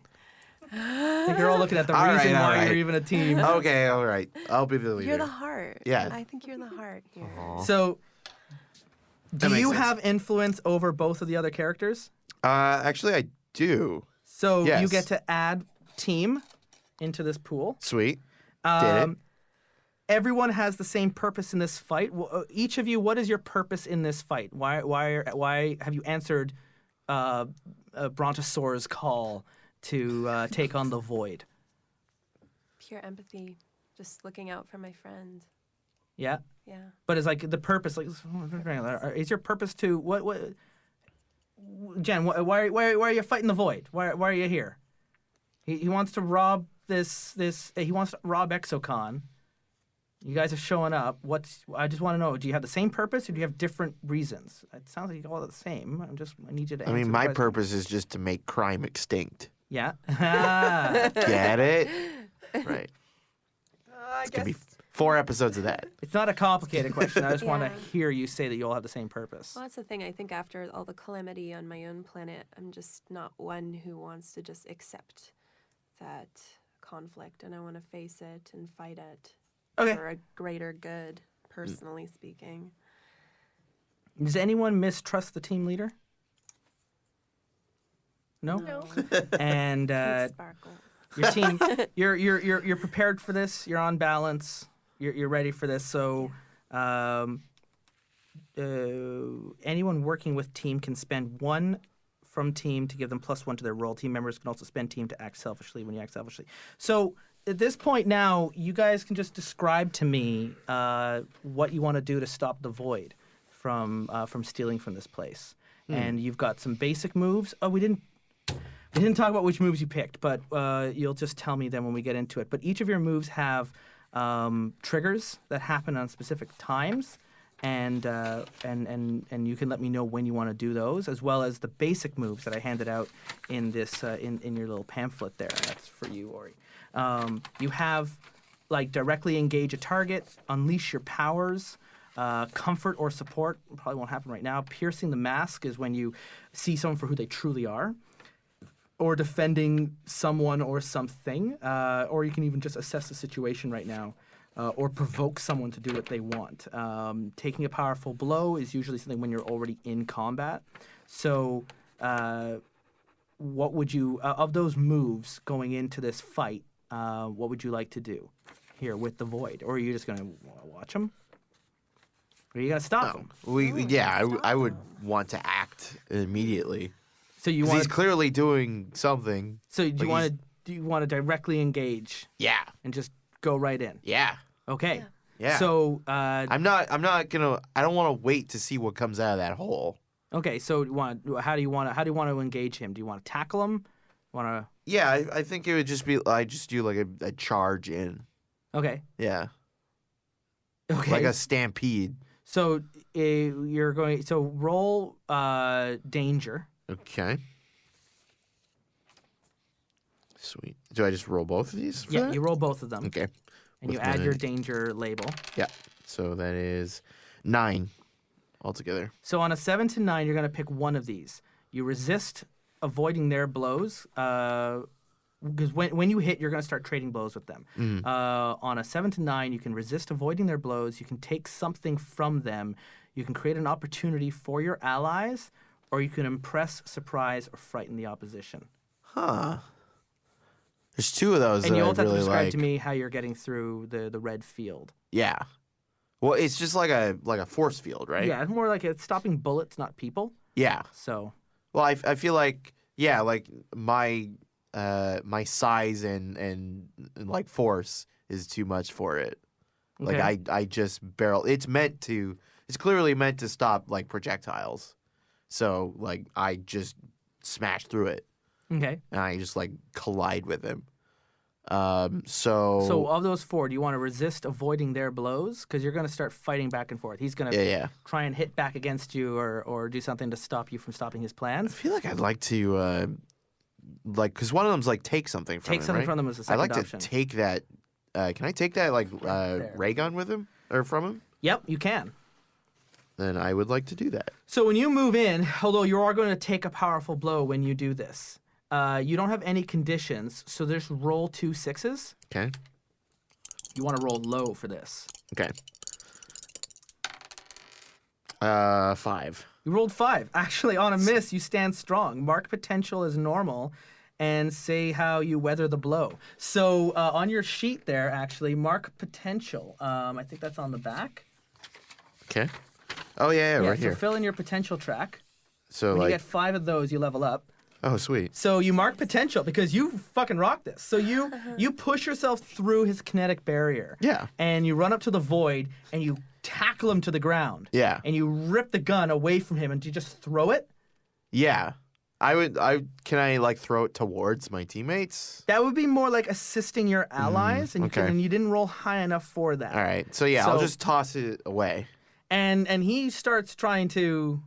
I mean, you're a giant dinosaur man. Yeah. He doesn't have a lot of super strength here, so you've got him like pinned. Yeah. All right, what are the other 2 of you want to do? I mean, I wanted to use my mind blast abilities to further incapacitate him. To be honest. I will say when the gun went off and was thrown away, Yeah. when the red light turned off, the hole in the wall didn't. It didn't phase in. It sort of come back partially, and the whole Right. building is starting to lose sort of like structural integrity. Oh, and shoot. And it didn't like form back in because it didn't. We didn't go through the Okay. process. It was just when it got cut off, Right. part of the wall kind of came back and sort of starting to crumble and fall down. And there's still people inside Exocon that are running for the emergency exits. Okay. I'm not sure if any of my abilities would be able to help sustain that building. Because in terms of what I'm capable of with my mind blast abilities or like telepathy, that's not gonna do. This is whatever you like. Just you can just retcon. The comic books. You're a mysterious Retcon alien in the character. first issue. Just Yeah. let me know what you want to do. I'm just describing this. You've Yeah, got innocents in the building that are trying to get out. Brontosaur has knocked the void down and thrown the gun aside, but the wall is destabilizing. If you can assess the situation where you roll superior, and then you can ask me some questions, and I can answer them for you. Okay. Yeah, can I assess the situation? And then if you better? act on those answers, you'll get +1 towards those rolls. Okay, sure. Yeah, let's do that. Okay, so roll 2 6s. It's always rolling 2 6s. You're going to add it to your superior stat. Okay, so I have 5. Okay, so a 5 is a miss. So mark potential, Okay. but you're starting to look everything in, but everything's very chaotic, and you don't know these people as well as you thought you did, and you don't know who's a threat and who's in need, and Yeah, like I and want to help people. you're but feeling I a have this little constant, you're feeling a like- little stuck. So you're also on a miss. You're going to mark a Insecurity. condition. Okay. One of the conditions. I need to keep these open so I remember what they are.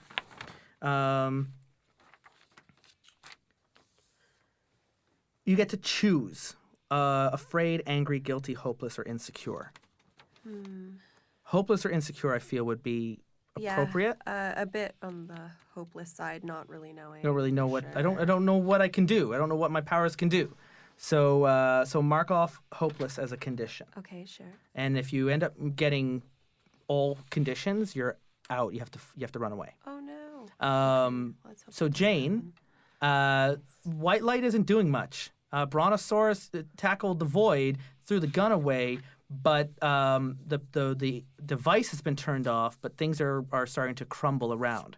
I'll add in here. You do notice the void is not entirely working alone. That inside Exocon, you can see that there are these like masked bandits, also in like trench coats, running out of the building, but they're being caught up in the evacuation and the hustle and the bustle, and they've got a box in their hand. They're like carrying between the two of them. Okay.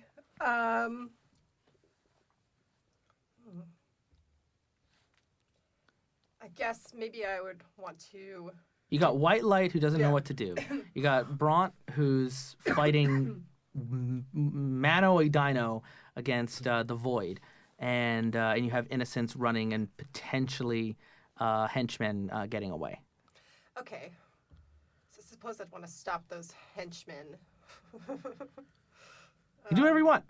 Yeah. Well, I have like the power to create distractions. You so can perhaps roll I'd want mundane do to that. support White Light as well, to comfort or support, and be like, you can get into the fight. This is what you can do. You can shift their labels and even remove that condition that they just took up. You can defend the people in the building. You can roll for that for your savior. You can provoke those henchmen. Hey, you think you're just gonna run away? Come after me, kind of a thing. When you provoke someone, what you're doing and what you're wanting are separate things. You would tell the game master, this is what I want them to do. And then you would say in character what you're actually doing. So you might go up to an adult and be like, why are you getting in my face? You're going to go take this outside, when really you want them to be an adult and be like, I'm not going to fight you, and walk away from it. Right? But you're banking on them doing that, but that's not how you're acting. That's how provoking kind of works. What you're doing is not necessarily what you want. You're just you're hoping that you can manipulate them into working your way. Okay. So that's how those basic moves work. And just have a look and tell me what you want to do, and then I can look at the triggers and tell you which move is being activated. Or you can look at the moves and be like, oh, I'd like to do that. So however you want to work the fiction. But think here of the narrative, right? We're just having a conversation about this battle.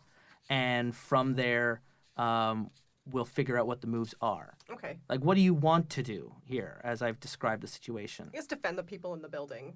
Okay. Yeah. And how would you like to? You've got your illusions. You've got teleportation. I guess teleport them out of the collapse. You can start jumping in, grabbing them, Yeah. and bringing them out to safety. And you're just kind of shuttling them through. Yeah, I want to do that. Great. So roll your savior stat.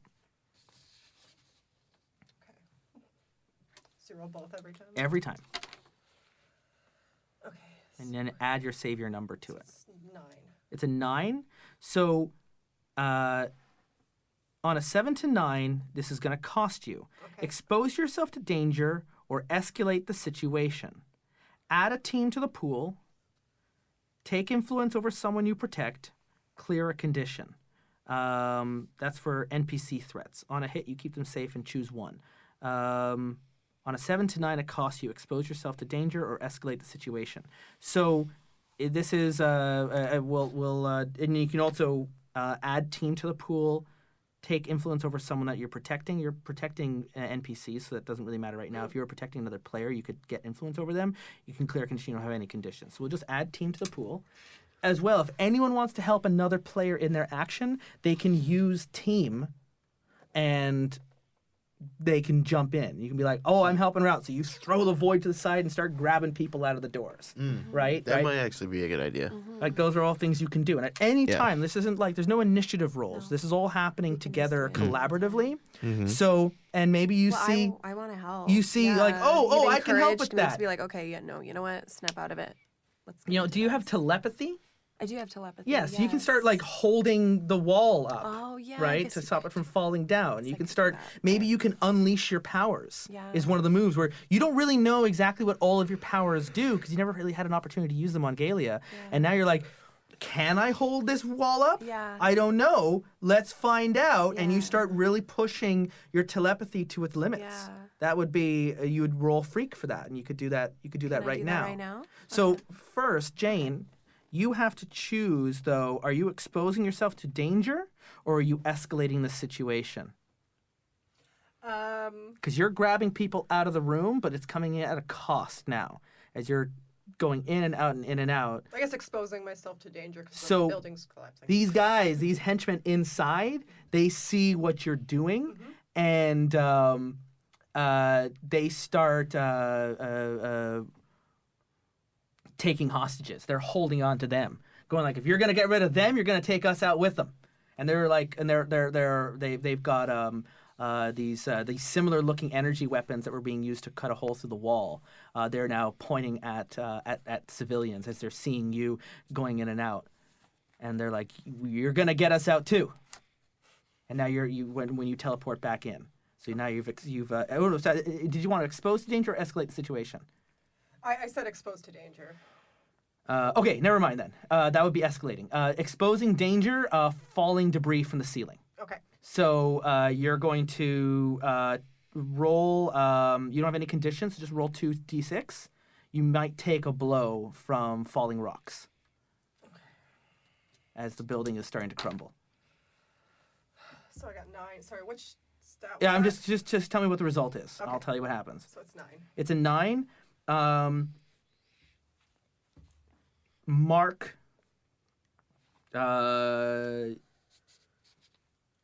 Yeah. So you're getting hit by rocks and it's slowing you down, and you're trying to grab people and bring them out, but you're not able to move as fast and it's tiring you out. So you're gonna have to mark as one of them comes down almost right on you, and you have to teleport away before that happens and then come back.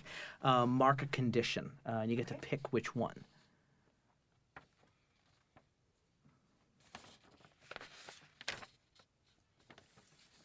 Does it which one would be appropriate for this situation? Does it matter?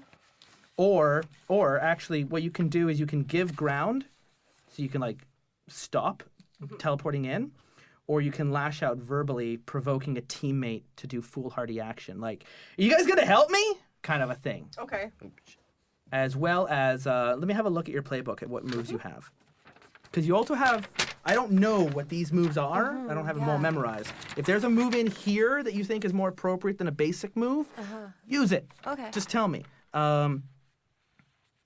I don't care what you think, criminal mind. When you assess the situation, you can always ask one of the following. And troublemaker, when you help a teammate through destructive criminal rule-breaking actions. Okay, so none of those 3 are currently working out, but they might be more helpful after fights. Okay. So this happens, and do you want to provoke a teammate into foolhardy action, give ground, or struggle past the pain and mark a condition? I'll go with mark a condition. Okay, so mark off a condition that you want. Okay. Normally it would be 2, but I don't think it's that extreme right now. Okay. Erika, you wanted to unleash, and we'll get to you, Orie, right after Erika. Do you want to unleash your powers to start holding the building up with your mind? Yes. I Okay, love so that. roll freak. Okay. All right. So I have let's see, 11, 12. 12. Yes. Oh, and because I have the condition of hopeless, is that a -2? Minus -2 2 to unleash your powers. unleash your powers. Okay, Yeah. so then 10. 10. That's still a solid hit. That's awesome. So on a hit, you do it. Okay. That's it. Okay. You start, Sweet. you reach out, and you guys see like bright light coming from her hands, and then the bright light, like there's like a light now forming around the ceiling of the building, and the light itself is creating like this lattice work that's holding everything together, like it's still falling, but it's like something's holding it like a bed sheet of light that's been draped out underneath, and it's all holding. It's all still gonna fall, but as long as Erika as long as white light holds it, it's just going to stand there. And so that's kind of cool. So, Brontosaur, you've knocked the void down. You've knocked the gun out of his way. Yeah.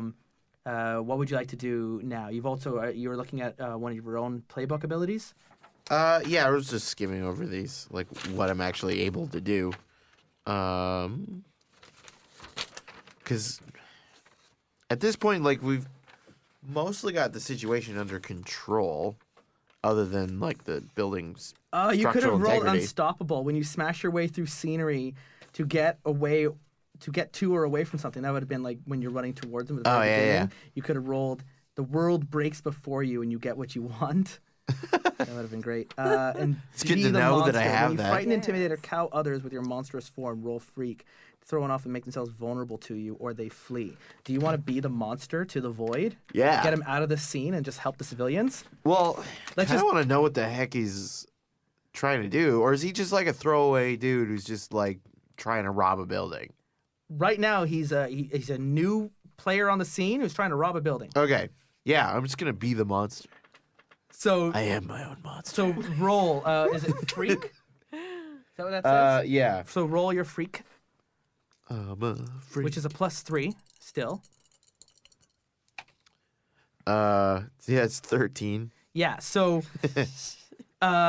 he you only see his eyes underneath, and actually getting up close, you can see that there's scarring underneath the wrappings. Of course he is. He's a Rob Liefeld drawing. Right. So but his eyes go wide. Yeah. And he like runs and he backs away, and he just So I'm just kind of like roaring and flailing. Yeah. Just And being actually, when he as gets loud up, and scary as underneath possible. his trench coat, he pulls out another one of those small guns that the henchmen are using. I don't know if you've seen those from your vantage point. I have and, not. And he pulls out and he points it at the wall, and like a red portal appears, and he jumps through it and it closes behind him. Showed him. And then back inside, you work through the pain and you keep teleporting people out. But in the chaos, the henchmen with the box you've lost track of them, and they've gotten away. When that happens, you're able to relax. In fact, it's another hero arrives on the scene. Someone. Grass Dragon is his name, and he's yeah, that's a Patreon request. And Grass Dragon Sounds like the name of my is like a dealer. Doctor Strange. He's like a Doctor Strange Silver Generation hero. Does he have the And- Savage Dragon mohawk? Yes, sure. He's got Put his man out of grass. He's got green grass. He's like a chia pet kind of thing going on Yes! with his hair. And anyway, he comes down from the sky. He's got like his like huge cloak out and whatever. And the light that you're holding up starts to turn green, and he's now using his powers to very easily like hold things down, and he starts to move the rubble to the side and says you can relax now.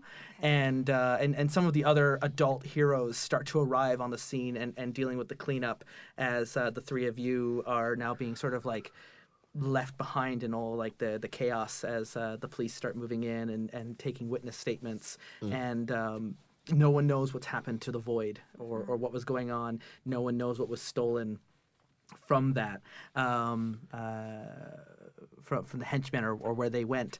As this is all being cleaned up, is there anything you'd like to do before we wrap up this episode?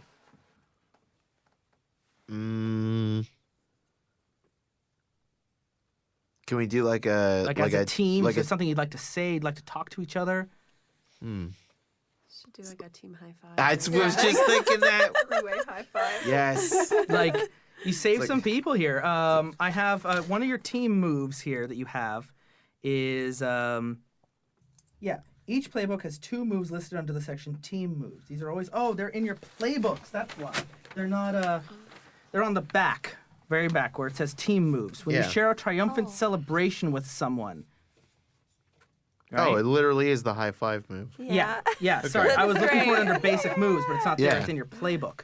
So if you're having this, you're actually having it with one of character. Even if you're having it with the group, you have to pick one character as your target Oh. for this. And if you want to have like, you fucking did it. You stopped the void. You saved the people. You didn't do that. You have like, did you see when you did this, when you did that, and that happened? Like you have this moment. who do you want to have it with, and describe that part to me. And, Sure. and you can read out that team move. And the same thing happens when you share a vulnerability or weakness, which I feel like with the delinquent is going to happen like all the fucking time. Okay. Yeah. Yeah, I'm gonna like turn to celebrate the team and just be like, that was fantastic. It was like when you were teleporting those people out, that was dynamite. So when you share a triumphant celebration with someone, clear one condition if they treat you like a perfectly normal person, and mark potential if they praise your power or abilities. Okay. Right? So that's that thing. So that would That's be what I'm doing. So yeah, but what you need someone else to do that for you. Yeah, So is anyone Yeah. here treating him like a normal human and being like praising him for his powers? Like that Yes. part when he ran through the barrier and your tackled the aura void? shined so brightly. You were wonderful. Thank Aw. you so much. Well, thank you. Yeah, remember those team moves because I can't keep track of them all individually for you. You're responsible for helping to trigger them. Okay. So yeah, mark some more potential, and we'll add more to the team pool for that. Does anyone else have a team move that they think will be appropriate here in this little moment?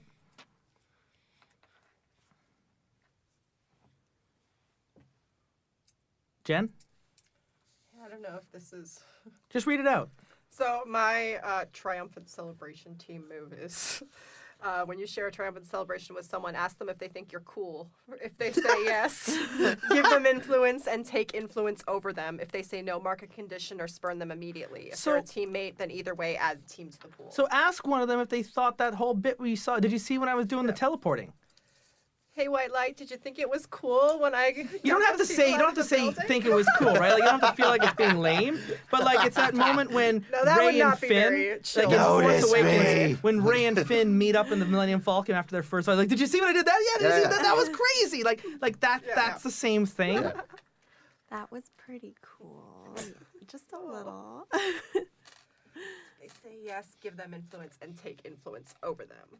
Okay, so you both already had influence, right? Yeah. So because you both already have influence, you both get to shift the other person's labels. Okay. And you don't get to, it's not voluntary. Erika's influence or White Light's influence over Jane, Erika, what label would you like to shift for Jane to move up? What do you see her more as? Someone who's dangerous, a freak, someone who's superior, a savior, more mundane, more human. I would do savior. I was really impressed by your actions too. Cool. So let's move that one So up. roll savior up. But what is she not? What do you not see her as of those five? Because one of them has to go down to balance out, so it's the same total, right? I don't see you as much of a freak as you think you are. So let's notch that Okay. one down. So the freak drops. And as for your opinion of White Light, since you already have influence over her, how the label's going to shift here? Okay. Is move your danger up. Okay. Because you were pretty hesitant to jump in. I don't know.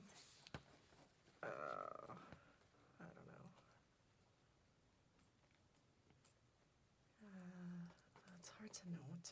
Doesn't matter, just pick one. I don't know. Okay. The danger goes up and something else goes down. Maybe superiority. Yeah. Let's go with Yeah, that. drop Move down the superior superiority because you held back a bit. You don't see her so much as being so superior. Yeah. And finally, does your team move qualify here?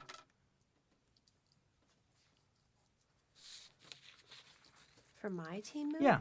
Well, when you share a triumphant celebration, take influence over them if you show them meaningful affection, physical or emotional. They decide if it's meaningful. I think you thought my compliment about your aura was very Yeah. meaningful. I appreciate that. It made me feel like not as ugly as a brontosaurus. Made me feel sparkly and pink. Has anyone ever I'm actually pointed out that happy. the Brontosaurus isn't even an actual dinosaur? Shut up, Yeah. man. What? Shut Easier. up. Magical, just imaginary. You think Jurassic Park just made up what dinosaurs are? Yeah, actually, a lot of what they did, they just made up. Shut up, man. You're wrecking my style. Yeah. All right. So great. So you all met your team move. You've all marked potential now, right? Because of that, and you're all one step closer to becoming the heroes you were meant to be. That took a little longer with our creation, but we set up our characters, set up our team. We've met our first villain and our first mission. What do you guys think? You ready for episode 2? Yeah. Yeah. All right. Sounds I really mean, if fun. it's just I me like that. charging into people, throwing their guns away, and watch them run away scared, let's do it. Okay. So right before we end this issue, then. Every situation solved. Right before we end this issue, then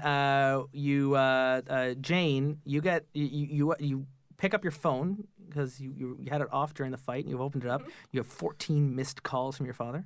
Uh-oh. And text messages. He's watching the news and he's kind of freaking out. And You're gonna be so grounded. but then when that happens, white light. You open your phone and you've got a message as well. Okay. You have a monitor that is going to be sent to check in on your intrusive behaviors on Earth's culture. Oh, are you kidding me? And that will be happening in the next pain. episode. All right. So the two of you have this moment. And then it goes to the brontosaur. Yeah. He's like, no one cares about Yeah. me. I don't have a phone. Can you Oh, even use a phone with your hand? I don't know. Yes. They're You're like Bebop and Rocksteady. You just got like big meaty oh, hands. yeah, but okay, yeah. With like maybe I feel like my feet would be like actual like just. you know how like Bebop and Rocksteady, one of them's got like hoofs on the end of his fingers. Oh yeah. Right? Like it's instead still of like fingers, fingernails. but instead of fingernails, you got like a hoof. Yeah. Yeah, that's the kind of thing I Okay. pictured. Like so Perfect you're for still pushing like buttons. functional. Yeah. You can still clobber.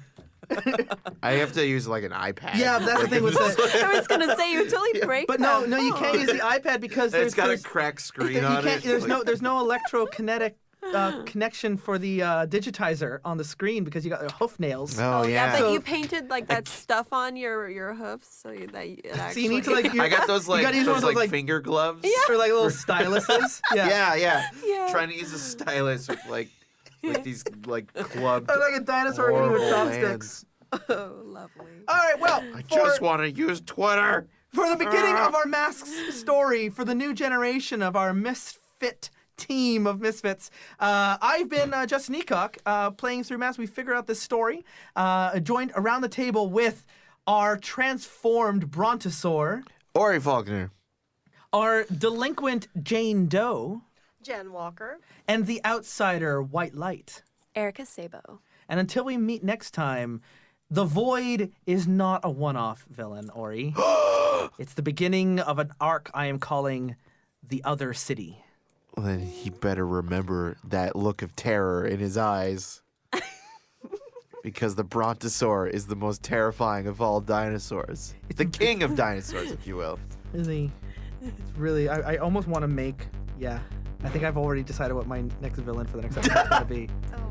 Yeah. I have, this book is actually really good at providing like very specific things for me to do.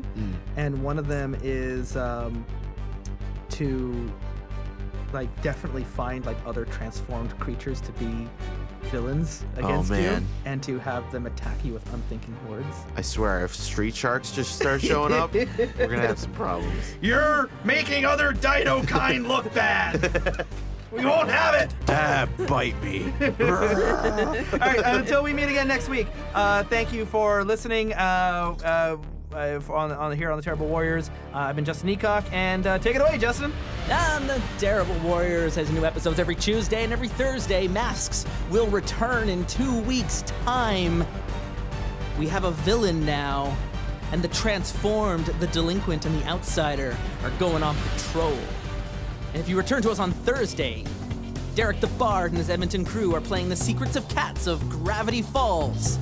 Yeah, they're just playing regular house cats, but what do regular house cats get up to when you're not around? That's the secret in The Secrets of Cats. And next Tuesday, we return to the Mutants in Orbit campaign. Our mutants are in space, and they're about to be under attack by killer robot bees. Oh, I don't want to ruin anything here for you, so we'll just see you on Tuesday. It's a weird one. And of course, you can continue to support us at patreon.com/terriblewarriors. You can get in on choosing the next game. There's a poll open right now to decide which game we record on March the 5th. You've got about 2 weeks to get your vote in. You can follow us on Twitter at Dice Warriors to find out what that winner is. Enough from me. Today's Terrible Warriors were Erika, Szabo, Jenn Walker, Orie Falconer, and Justin Ecock, with NPC cameo appearances by Patreon supporters just like you. And until we meet again, dear listener, keep your eyes to the sky, 'cause it's a bird? No, it's a plane. No, it's a terrible warrior.